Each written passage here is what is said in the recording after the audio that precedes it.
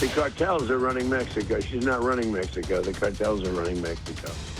And we could be politically correct and be nice and say, oh, yes, she is. No, she's very, she's very frightened of the cartels. They're running Mexico. And I've asked her numerous times, would you like us to take out the cartels? No, Mr. President. No, please.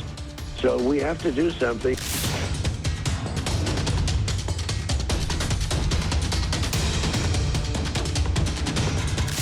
You have to do something with Mexico. Mexico has to get their act together because they're pouring through Mexico, and we're going to have to do something. We'd love Mexico to do it. They're capable of doing it, but unfortunately the cartels are very strong in Mexico. I remember one time you actually, speaking of Mexico, I asked you about Claudia Sheinbaum, and you told me at one point you had offered to send U.S. troops into Mexico to combat drug trafficking there. Is that something you have I like spoken to her Claudia. about? I think she's a terrific person. I would say every single time I talk to her, I offered to send troops. And she's just not willing? She's concerned. She's a little afraid. The cartels are running Mexico. Whether you like it or not, it's not nice to say, but the cartels are running Mexico.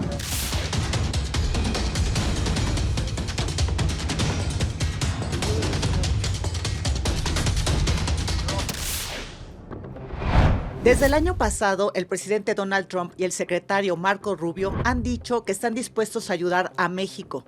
Tan solo el fin de semana, en el marco de la operación en Venezuela, el presidente Trump dijo que los carteles tienen el control de México. ¿Qué tal, Armando? ¿Qué tal? Esas son declaraciones muy importantes y te voy a decir, cada vez que escuchamos a la Casa Blanca o los funcionarios ante el presidente Donald Trump a referirse a México y a los mexicanos, esto crea una efervescencia muy grande al otro lado de la frontera, precisamente por lo que vemos en Venezuela. Sin embargo, hemos partido del punto y de la teoría de que México y Venezuela no son iguales, y no son iguales a los ojos de los Estados Unidos. Y hoy tenemos la fortuna de tener a alguien que sabe de lo que estamos hablando, que lo ha conocido a fondo, que ha trabajado en México, que ha trabajado en Venezuela, que ha trabajado en todo el continente y obviamente en los Estados Unidos. Ron Aledo es un exoficial de inteligencia, exoficial con la Central de Inteligencia y con los servicios de inteligencia militares. Y nos da mucho gusto porque no es todos los días que tenemos la fortuna de tener a alguien con tanta experiencia y con tanto conocimiento de lo que ocurre. Ron, es un gusto tenerte en el programa. Saludos. Nada, muchísimas gracias por la invitación. Un placer estar aquí. Muchas gracias. ¿Qué te parece nuestra teoría? Esto de que México y Venezuela no pueden ser considerados igual, porque los dos países tienen antecedentes distintos, tienen relación distinta con Estados Unidos y al final de cuentas no pueden ser tratados en la misma forma. Y te lo digo porque hay muchos mexicanos diciendo, Dios mío, nos van a invadir los estadounidenses pronto. Tú has estado en México, has trabajado en México, en esta cuestión de seguridad y de los carteles. ¿Qué crees acerca de esta teoría? Cierto, México es muy diferente a Venezuela por tamaño, por población, por calidad de la economía y el tamaño de la economía. Y obviamente es muy diferente como Trump lo ve. Yo les puedo asegurar a los mexicanos que no va a haber ninguna operación militar de Estados Unidos en México, no va a haber ningún ataque y nadie se va, la Fuerza Delta no va a llegar al DF a raptar a la presidenta de México. Eso se los puedo asegurar. Qué bueno que te rías, porque exactamente es el mismo tipo de reacción que encuentro cada vez que pregunto en el Congreso, en la Casa Blanca, en las oficinas del Departamento de Estado, y esto pasa y reaccionan exactamente igual que tú. Entonces, no. Sí, es cierto, eso no pasa. Ahora, la cuestión, por ejemplo, es una vez que estamos dentro de este paquete en el que estamos viendo a Venezuela en un papel que no veíamos hace mucho tiempo, ¿qué es lo que tú puedes avanzar de qué es lo que viene después de que Maduro no esté? Pero todavía Diosdado Cabello, Padrino López, el procurador de justicia, toda esa gente sigue ahí y Daisy Rodríguez sigue como presidenta. O sea, es el régimen de Maduro sin Maduro. Bueno, en primer lugar, volviendo un momentito a México, Lo que hay que ver es el patrón de conducta de Trump. Es un patrón que no sigue para nada el protocolo internacional de relaciones internacionales, no sigue para nada la diplomacia, no sigue para nada la etiqueta de lo que se puede decir relaciones internacionales entre amigos o entre personas que no son enemigos, para nada. Y Trump, por su personalidad, por su ego, por la manera en que él le gusta conducir negocios, actúa de una manera muy prepotente. Solamente hay que ver cómo él abiertamente se burlaba de Justin Trudeau, el primer ministro de Canadá, como también al actual primer ministro hacia Canadá, el gobernador lo llamaba, Trump, en vez de ser primer ministro, llamaba a Canadá nuestro estado 51. Es la prepotencia de Trump y lo mismo las amenazas que está haciendo ahora contra Dinamarca y Groenlandia, que son países aliados, son países de la OTAN, son países de Dinamarca es un país de la Unión Europea. A Trump no le interesa para nada el protocolo, no le interesa para nada la etiqueta, la diplomacia, todas estas cuestiones entre relaciones internacionales. Trump lleva su diplomacia internacional de una manera personalista, de una manera única, basado en su carisma, en su personalidad, en su ego. Si él le va a decir a algún presidente o algún primer ministro, algún canciller, yo creo que tú eres muy bruto, se lo va a decir en la cara y lo va a poner en tweet. Yo creo que el presidente de tal país es brutísimo. Yo creo que la primer ministra de tal país es muy fea y tiene que aprender a caminar mejor porque está muy gorda. Se lo va a decir así en la cara, no tiene ningún Filtro. freno protocolario. Yo lo que creo que Trump ahora, para continuar con la narrativa de contra narcóticos y para continuar con voy a defender a Estados Unidos del fentanilo, de la cocaína, para seguir con esta narrativa que ya plantó fuertemente en los medios de comunicación de Estados Unidos con Venezuela, va a ejercer mucha presión sobre México, presión obviamente no militar, pero sí presión económica, presión política, presión comercial, va a poner aranceles, va posiblemente a quitar visas. Recuerden, hace una semana atrás, Marco Rubio le quitó las visas a políticos de altísimo rango en la Unión Europea. Yeah. A él no le importa para nada que tú seas un país aliado o un país amigo. Si ellos, te vamos a quitar la visa, te la quitamos. No tienen ningún tipo de obstáculo ni freno en hacer eso. Me parece que lo que va a hacer Trump es usar su influencia política, económica, diplomática, aranceles, visas, para presionar al gobierno de México a que actúe de una manera mucho más directa, mucho más activa en contra del narcotráfico, especialmente a los carteles que se manejan en el norte de México, en el área fronteriza, que pasan la droga al otro lado de la frontera. Algo similar a lo que hizo el presidente Calderón, pues él va a querer impulsar al gobierno mexicano a que emulen similarmente esas acciones de guerra total, directa y frontal contra los carteles. Sí. Eso para México. Exacto. Ron, sí, también sobre México, ampliar un poco esto que estás comentando, saber qué posibilidades tiene Trump o cuáles serían las estrategias que podría considerar México si ya vimos y que es considerada la guerra contra el narcotráfico de Calderón como que fue un fracaso porque desató mayor violencia. ¿Tú crees que esa es parte del apoyo que podría dar Estados Unidos para que esto no se desborde? Me parece a mí que Trump va a seguir siempre con su narrativa. Calderón fracasó o no tuvo mucho éxito porque quien estaba en el poder en aquel momento era Obama. Si llego a estar yo en el poder, se acaba la droga en el mundo, en México, en Estados Unidos, en el mundo, porque yo soy Donald Trump. Me parece a mí que esa es la narrativa que Trump va a impulsar ahora. Calderón fracasó porque Obama era Obama y Obama era un inepto, pero ahora que Donald Trump es el presidente de Estados Unidos y es el más fuerte, el más poderoso, el más grande jamás de la historia, según él, él va a ayudar y va a hacer lo que sea necesario para que México triunfe en la segunda guerra contra el narcotráfico, una guerra directa. Me parece a mí que esa es la mentalidad, la psicología de Trump y el plan de Trump y lo que Trump le va a vender a los medios de comunicación. Tú tienes una experiencia muy grande porque has trabajado dentro de México y precisamente en los años de Calderón, 2006, 2008, estos años que fueron tan turbulentos en cuestión de carteles, tú viste a los carteles formarse, desformarse, crecer, disminuirse y formarse en más carteles. Lo que ha evolucionado en ese tiempo, en esos casi 20 años a los que estamos llegando ahora, ¿qué es lo que ha pasado con los carteles? ¿Se han convertido en algo más poderoso que el Estado mexicano, Ron? Yo no diría que son más poderosos que el Estado mexicano, pero, pero forman parte, por decirlo así, de la economía del Estado mexicano, una parte integral.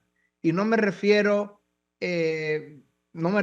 a los capos, no me refiero a los jefes del cartel, al don de Ya. tal cartel y su círculo íntimo. No me refiero a las 500, 600, 1000, 2000 personas que están arriba en los mandos de los carteles. Lo que pasa en México, que era muy similar a Afganistán también, que yo estuve en Afganistán 4 veces Yo sé. en misiones, es que el narcotráfico se ha institucionalizado dentro de la economía del país, de una economía informal, pero como quiera institucionalizado. Porque si hay 2000 capos, hay 2000 personas que son los jefes de los carteles, arriba en el triángulo, abajo del triángulo hay decenas de miles que no son narcotraficantes, pero dependen de esos capos. Y debajo de esas decenas de miles hay cientos más de miles que dependen de los dos. Estoy hablando del zapatero, del panadero, del mecánico, del barbero, estoy hablando del agricultor, estoy hablando de personas que no tienen nada que ver con el narcotráfico, pero que dependen de una manera indirecta del dinero que produce el narcotráfico, que son miles de millones de dólares al año.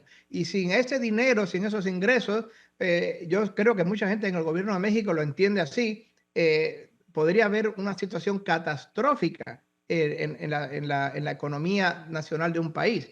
Por eso, a pesar de todo nuestro esfuerzo y nuestros miles de millones de dólares que gastamos en Afganistán, todos los años la producción de popi, de la amapola, crecía sin cesar. ¿Por qué? Porque era una cosa institucionalizada. No era solamente el talibán quien vivía de la amapola, sino eran cientos de miles, sino millones de personas, de agricultores y personas comunes y corrientes que indirectamente vivían de eso. Me parece que esa es la situación tan crítica y tan delicada que tiene México.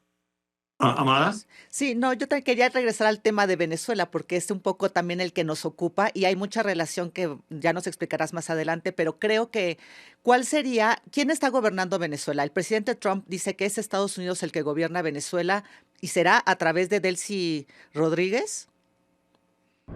Me parece a mí que, por lo que he visto, por lo que ha dicho Trump, por lo que ha dicho Marco Rubio, por sus tweets, por las entrevistas que han hecho, que el plan A, el plan que Trump tiene como primario, que quiere impulsar ahora, es gobernar Venezuela a través de Delcy Rodríguez. Quiere mantener, porque hay que recordar esto, el gobierno de Maduro se mantiene, 100%, lo único que no está allí es Maduro, pero todos sus ministros están, la vicepresidenta está, los generales están, todo el mundo está allí, el gobierno sigue en continuidad. Me parece a mí que lo que quiere hacer Trump es mantener a Delcy allí de presidente títere, de presidente marioneta. Te vamos a dejar de presidente porque tú eres una figurehead, eres una Sí. figura nominal y vas a hacer lo que nosotros te decimos que hagas. Tienes que seguir nuestras órdenes al pie de la letra. Y me parece a mí que el plan de Trump es utilizarla a ella como presidente marioneta. Los que estudien la historia, los que sepan un poco de la historia, algo así parecido como al emperador Puyi de Manchuria, que en Ya. realidad no gobernaba nada, era Japón, era el imperio japonés quien gobernaba Manchuria, algo similar así. Me parece que Trump quiere utilizarla para que ella, decreto tras decreto tras decreto, ley tras ley, vaya purgando el gobierno.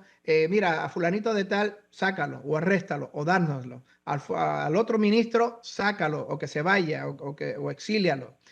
Haz un decreto en la que Chevron se tenga poder y dominio sobre todo el petróleo del país. Haz otro decreto que diga tal cosa y otro decreto que diga tal cosa. Me parece que el plan es mantenerla ella allí durante los próximos 4, 5, 6, 7 meses para hacer una transición paulatina y gradual a mantener al final un gobierno que esté libre del liderato chavista, libre de la ideología bolivariana, izquierdista, comunista, y al final de aquí, cuando lo diga Trump, de aquí a 7, 8 meses, o 9 meses, cuando sea, entonces hacer otras elecciones y empezar de cero, con un comienzo nuevo.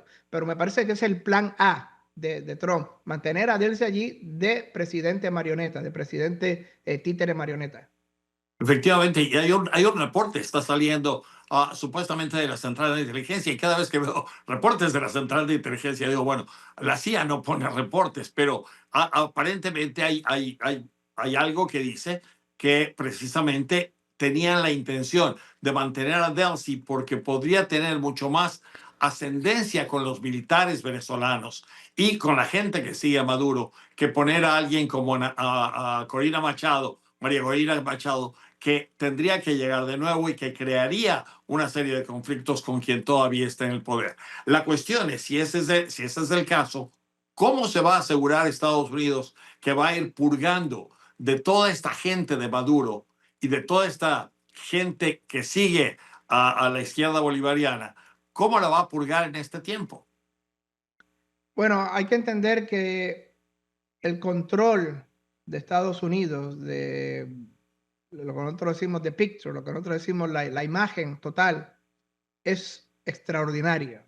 Ahora mismo Estados Unidos tiene controlado el espacio aéreo de Venezuela, tiene comunicación directa con Delcy, tiene comunicación directa con los generales. Estoy seguro que muchísimos, pero muchísimos generales están recibiendo sueldo del gobierno de Estados Unidos, que fueron los generales que facilitaron la misión de las fuerzas especiales, de la Delta Force, que hay gente dentro del gobierno, dentro del Palacio Presidencial, ministros que están activamente comunicándose y trabajando para el gobierno de Estados Unidos, trabajando para la inteligencia de Estados Unidos. O sea que también, obviamente, yo supongo y presupongo, porque es muy normal, que las comunicaciones estén todas interceptadas, los teléfonos estén interceptados, los WhatsApp estén interceptados, los textos estén interceptados. O sea que todo lo que pasa, y obviamente los satélites están mirando constantemente desde el espacio, todo lo que pasa, todos los coches que se mueven, toda la gente que se mueve. O sea que es imposible que pasen cosas en Venezuela que Estados Unidos no se entere. Estados Unidos se está enterando de todo lo que está pasando al detalle,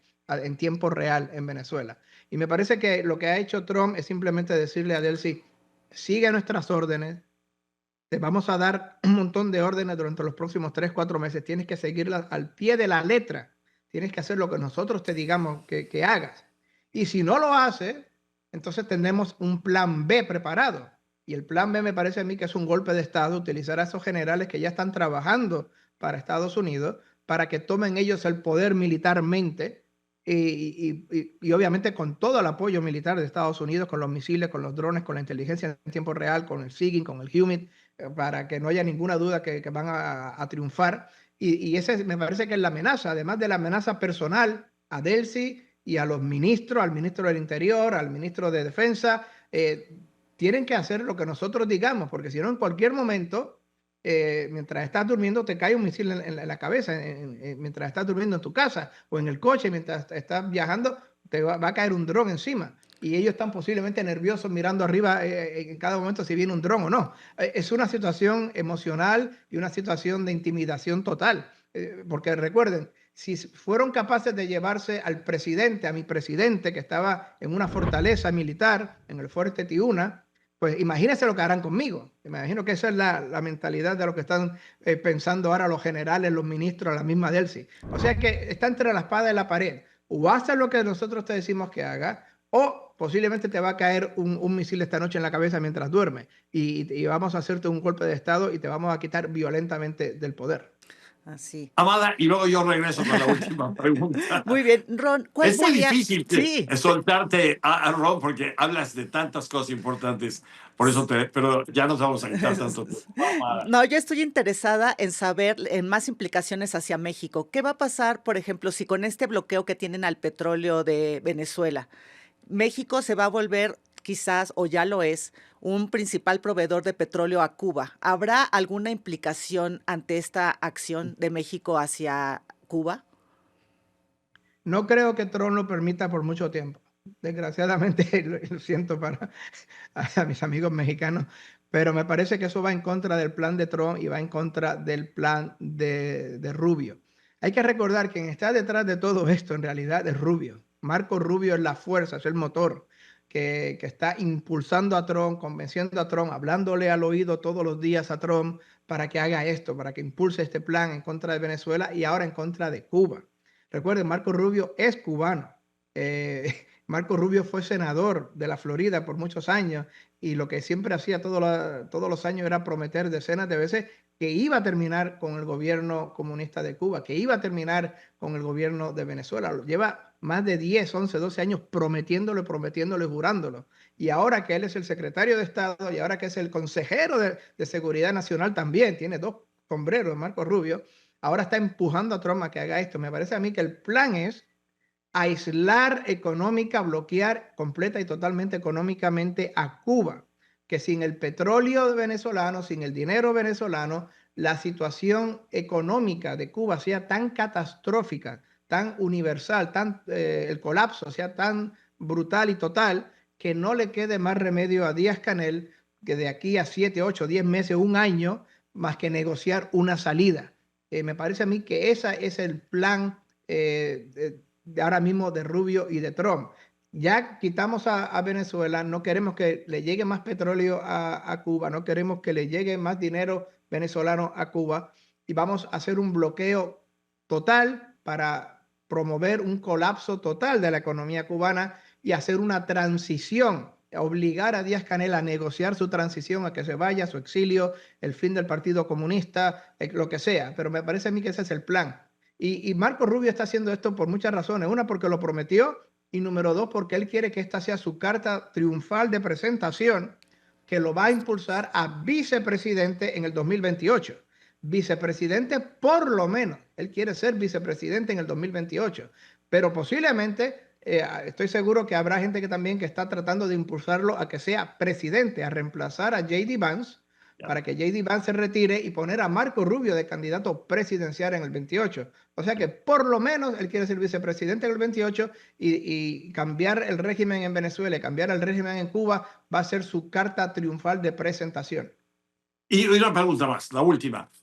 En el caso de México, hay gente que está dentro del gobierno de México y que es continuamente señalada por estar de acuerdo con los carteles y estar comprada con los carteles y estar protegiendo los carteles. Y mucha gente dice, bueno, ¿cómo es que este gobernador, sabrá Estados Unidos que este gobernador está haciendo esto? ¿Sabrá Estados Unidos que este senador está haciendo tal cosa?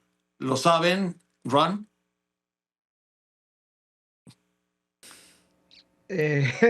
Bueno, no puedo hablar de nadie en específico, obviamente, porque es una información clasificada. Puedo decir que sospechan que varios lo hacen o que tienen por lo menos fuertes sospechas que alguien lo hace. Ahora bien, a mí no me parece que Estados Unidos vaya a empezar una cacería individual de fulanito de tal, del gobernador tal, del alcalde tal, del ministro tal. Me parece es demasiado grande, que simplemente lo que va a hacer, como decimos aquí, tomar el toro por la cabeza, el toro por los cuernos y simplemente negociar arriba con la presidencia de México y hablarle directamente, te vamos a dar dinero, te vamos a dar armas, te vamos a dar de todo, simplemente controla la corrupción, simplemente bloquea la frontera, simplemente haz una guerra profunda y vamos a asegurarnos que vas a ganar contra los carteles, desarticúlalos, ponlos en una manera menor. Me parece a mí que una cacería individual, como se hizo hace unos años atrás, con tal capo, con tal persona, con el Chapo, no va a hacer eso. Simplemente va a decir, controla a tu gente, va a hablar de arriba a arriba y controla a tu gente.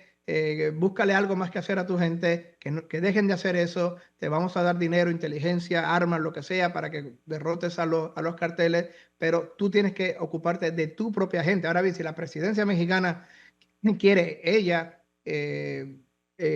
llevar a la justicia a tal gobernador o a tal alcalde o a tal ministro, ya eso es cuestión de los mexicanos, pero Trump lo que le va a dar es la orden general, que tu gente deje de hacer esto, porque ya yo empecé la narrativa, no puedo echarme para atrás ahora. Claro. Ya dije que Venezuela era un peligro mortal a la seguridad nacional de Estados Unidos por las drogas, lo cual no lo es realmente.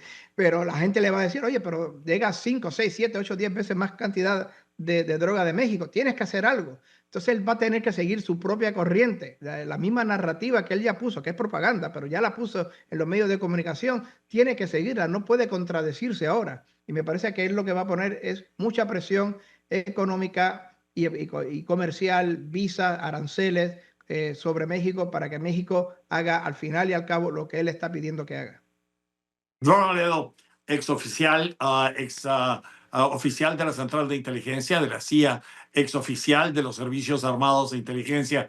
Además, hoy empresario de cuestiones de seguridad. Si usted necesita a alguien de seguridad, yo iría a buscar a Ron Aledo. Ron, te agradecemos muchísimo que nos hayas regalado tu tiempo. Es siempre un gusto tenerte en el programa. Regresa cuando tú gustes. Muchas gracias. Le agradezco la invitación. El que quiera seguirme puede seguir en Twitter. Ron Aledo Exia Contractor, Ron Aledo Exia Contractor, y en YouTube también, Ron Aledo Exia Contractor. Y también estoy en LinkedIn. Muchísimas gracias. Muy bien. Muchas gracias. Un abrazo. Hasta luego. Hasta luego. Gracias. Adiós. Adiós.